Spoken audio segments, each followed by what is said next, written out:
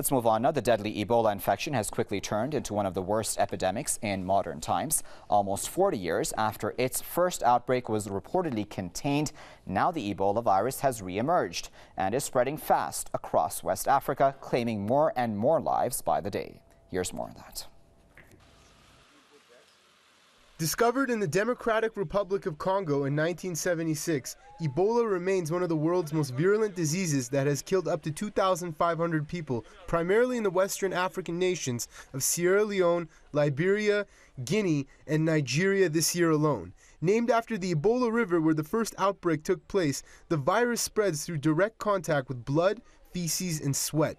It can also spread through sexual contact or unprotected handling of contaminated corpses. There is currently no known cure or treatment for the infection. Ebola symptoms include hemorrhagic fever causing muscle pain, weakness, vomiting, diarrhea.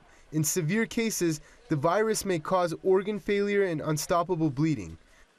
So fellow Liberians, our economy is in recession because of Ebola.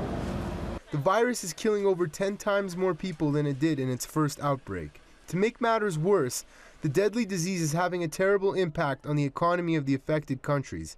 An impending food crisis looms over West Africa due to a state of emergency lockdowns blocking access to aid in the efforts to contain the spread of the outbreak.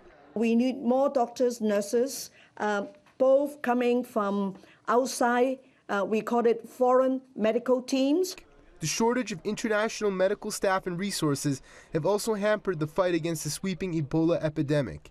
Many doctors have fallen ill, and some have even died while treating patients. At the same time, the World Health Organization is calling on richer nations for more help. The UN Health Agency has also warned that the epidemic requires a larger global response. WHO has launched a roadmap to stop Ebola in the next 6 to 9 months. So that provided the overarching direction and the strategy, but the context-specific situation need to be fleshed out at the country level with country leadership, but supported by the UN and other partners.